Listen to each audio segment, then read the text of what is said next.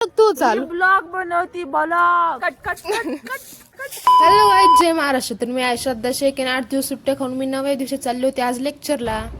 Hello श्रद्धा शेख. झालं चालू बरं काही. जा कॉलेजला, जा लेक्चरला, जा प्रॅक्टिकलला. झालं चालू आहे. कशी गेले तो 2-3 दिवस माझ्या बिना?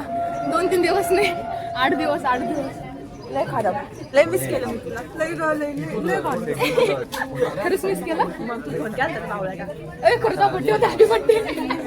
गिफ्ट द्या बाई. पेन म्हणजे मग म्हटलं चला आता लय टाइमपास झालाय. मग प्रॅक्टिकलला गेलो, टाईप केला कोड. टाईप करता करता इतके एरर आले ना कोड मध्ये की बास, डायरेक्ट डोकंच बंद पडलं. तिथं लाईफ मध्ये असं एक पण प्रॅक्टिकल गेलं नाही बरं का की जिथं एरर आलं नाही. एरर येणं हे फिक्स असतं बरं का माझ्या कोड मध्ये.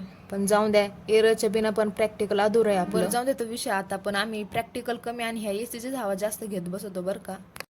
तर आताच आमचं प्रॅक्टिकल सुटलंय आणि आता चाललोय हॉस्टेलला जेवण करायला. हॉस्टेलला जात असतानाच तिथं आपल्याला आपले फॉलोअर्स भेटले. जय महाराष्ट्र, जय महाराष्ट्र. इकडे बघू शकता तुम्ही, आपल्याला फॉलोअर्स भेटले आपले. जय महाराष्ट्र पब्लिक. तर गाईज बघा तुम्ही, इकडे त्यांचं चालू डिस्कशन शिवजयंतीवर. आजी आता नसते भेटत आहे तुला. काय सायली, सगळ्या दादाच्याच नोट आहे. खाली आहे 200ची नोट.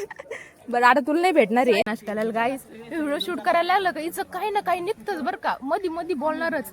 होऊन दे काही ना काही आप डुकरान तोड केलंय. तोंडचा व्हिडिओ व्हायरल झाला नाही. ते नाही का धरा धरा माझा डुक्कर पळाला. झालं तू चालू. ब्लॉग बनवती ब्लॉग. ब्लॉग नाही बनवती, ब्लॉग बनवती. 7-8 दिवस आपण घरी होतो ना, त्यामुळे एक लय आठवण येत होती यांची. खरंच खोटं बोलायचं. आपलं थांबणारच नाही बरं का. लेट यायचं थांबणारच नाही आपलं. एकला लेक्चर होतं आमचं आणि आम्हाला 20 मिनिटं लेट झालं लेक्चर मध्ये जायला. मग त्यामुळे आम्ही एका लाईनीमध्ये सेन्सिअरपणे एंट्री केली क्लासमध्ये. 2 hours later. मग लेक्चर वगैरे प्रॉपरली अटेंड करून आमचं लेक्चर सुटलं आणि मग आम्ही आता आमच्या फेवरेट जागेवरती. म्हणजे आमची फेवरेट जागा आमची कॉलेजची कॅन्टीन. तस नाही बरं का, कॉलेजमध्ये आलो कॅन्टीन मध्ये गेलो नाही असं कधीच झालं नाही. त्याच आम्ही कॅन्टीनला चहा वगैरे घेतला आणि आता चाललोय हॉस्टेलला. तर आता भेटू आपण नेक्स्ट ब्लॉग मध्ये. तोपर्यंत बाय बाय.